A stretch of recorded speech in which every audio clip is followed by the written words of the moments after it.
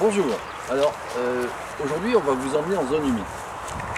Les zones humides sont très à la mode depuis plus de 10 ans quand on s'est aperçu de l'urgence de les préserver alors qu'on avait détruit plus des 3/4 en moins de 40 ans, ce qui est une belle performance. Qu'est-ce que c'est qu'une zone humide? C'est un énorme château d'eau qui stocke une quantité considérable d'eau, qui la purifie et qui la restitue doucement à l'environnement. Elle abrite également 25% de la biodiversité et elle est même à la base d'un concept qui s'appelle One Health, c'est-à-dire une seule santé. En clair, ça veut dire toucher à ça et si vous l'impactez de trop, vous en subirez tôt ou tard les conséquences. Les conséquences qu'elles soient mécaniques, comme par exemple ici les inondations qui sont récurrentes, ou des conséquences sanitaires, comme par exemple, ici encore, la contamination de la baie de Paimpol par le norovirus. Alors, 10 ans après le renforcement de la loi de protection, qu'en est-il chez nous?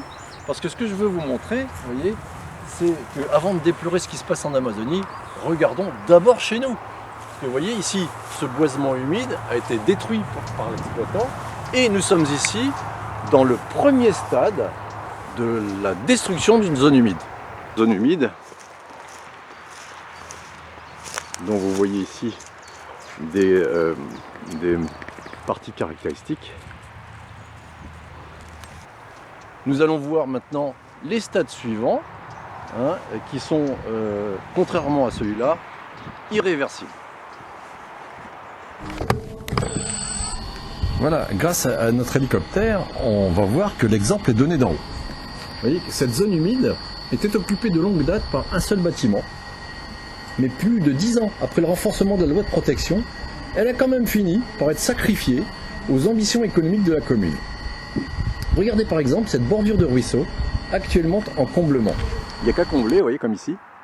Maintenant, c'est plus humide, vous voyez. Comme ça, les autorités vont dire, de toute façon, comme le terrain a été modifié, il perd son caractère humide, donc on fait ce qu'on veut. Alors, on vient terrasser, les autorités ne font rien, et puis une fois qu'il est trop tard, là, ils disent de toute façon qu'il n'y a plus rien à faire. Voilà. Alors, c'est partout comme ça. Voyons par exemple les communes voisines, par exemple ici à Ivias, en pleine zone sourcière du Saint-Sanson, avec des implantations récentes dans le secteur de la Petite Tournée. Un peu plus loin, donc à l'orée du domaine de Rosquat, sur le cours du ruisseau, la zone humide laisse place à ça. Et enfin, le pompon peut être décerné à Paimpol, toujours dans l'élan de ses assèchements historiques. Après avoir comblé les 3/4 de ses étangs, ça n'a pas suffi car, récemment encore, les élus ont étendu la zone artisanale de Guerlande en plein dans le lit du ruisseau. Il ne reste plus, vous voyez, qu'un pauvre petit bassin d'expansion pour parer aux crues récurrentes qui sont consécutives aux impacts sur les zones humides dont nous avons survolé quelques exemples.